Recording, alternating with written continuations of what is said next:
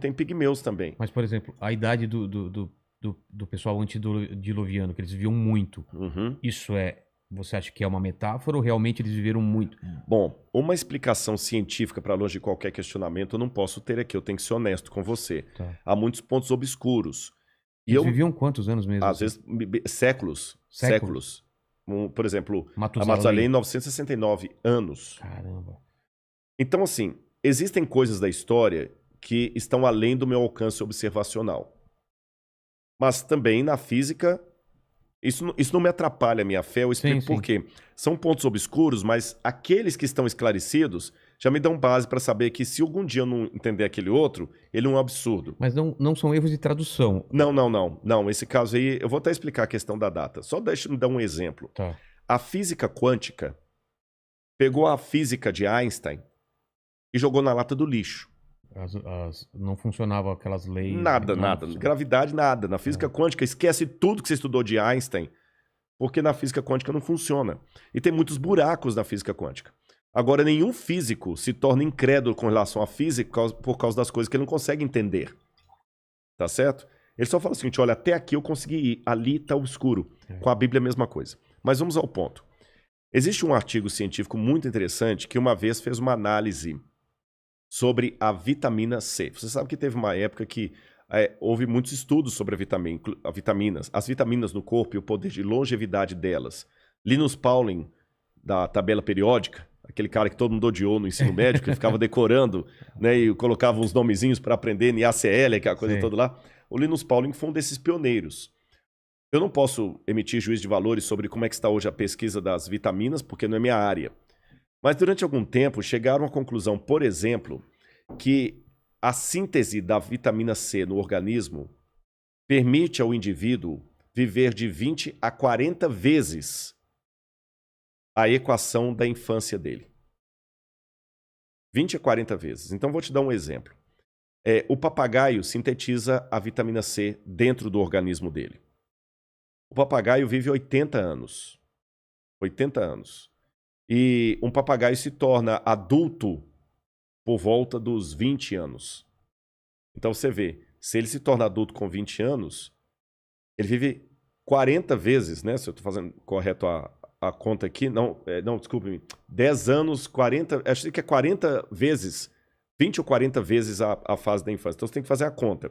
Qual que é a época que aquele animal, aquele ser se torna adulto? Aí você multiplica aquele período ali por 20 ou 40. É o que ele consegue se ele sintetizar a vitamina C dentro dele. Tá bom? Se ele não sintetiza, o máximo que ele vive seria 5 ou 6 vezes a infância dele em média. O ser humano não sintetiza a vitamina C dentro dele. É por isso que um ser humano ele se torna adulto aí, vamos colocar, com 10 anos. E se o cara vive até 80, ele viveu 8 vezes a infância dele. Se ele morre com 60, ele viveu 6 vezes a infância dele. É a média de vezes da infância. O papagaio não. É 20 ou 40 vezes a infância dele, mesmo que eu me atrapalhei nos cálculos aqui. A diferença é que um sintetiza a vitamina C, outro não. Quando fizeram análise no ser humano, é interessante que o ser humano tem dentro de si todas as enzimas para formar a vitamina C, exceto uma, que está atrofiada. E muitos evolucionistas pensam, o que nós temos que estar atrofiado é porque os nossos ancestrais usavam. Então, no passado, os nossos ancestrais sintetizaram a vitamina C. Se isso for verdade, então eu poderia viver 20 a 40 vezes a minha infância como média de vida. Claro. Então, eu estou falando aí 10 vezes 20, 200 vezes 40, 400 anos seria a expectativa de vida. Esse artigo mesmo mostra a surpresa com a possibilidade que os nossos ancestrais... Esse artigo não tem nada a ver com criacionismo, nem teologia, é um artigo de biologia. Dos nossos ancestrais terem vivido uma longevidade tão grande assim. E mais, esse artigo acredita que o que mudou a expectativa humana para menos foram duas coisas. Mudança da alimentação e algum catastrofismo que ocorreu na Terra, mudando acentuadamente a atmosfera, os climas, e o organismo humano se adaptou, parou de produzir a vitamina C e viveu menos. E paro por aí.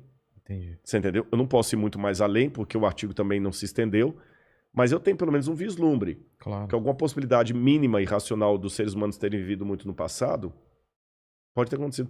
Sabe, Vilela, a vida em redor está repleta de situações fora do comum, extraordinárias, e que nem por isso se tornam errôneas. Exemplo, você sabe que em termos físicos, você pode se encontrar com seu filho mais velho do que você. Ah, sim. Se eu viajar a velocidade da luz. Claro, porque o tempo é relativo, o tempo é até ilusório. Você tá entendendo? O Aí tempo... voltamos para Interstellar, né? Que o personagem principal volta e a filha dele está velhinha na cama, morrendo, e ele está com praticamente a mesma idade. Exatamente. Agora, isso pra mim é um absurdo, mas é física. É. Tá aí. Mesmo que você não acredite. Mesmo é que a não acredite. A física quântica tá aí. Tanto é que eu consigo pegar uma foto aqui no meu Instagram e ela espelhar no celular de várias pessoas, graças à física quântica. Vamos agradecer. São os elementos fantasmas que aparecem ali, que o elemento aparece aqui e lá ao mesmo tempo. É isso que permitiu a gente mandar foto por WhatsApp. Né? Pra mim, isso é tudo coisa do demônio. É o demônio agindo dentro do nosso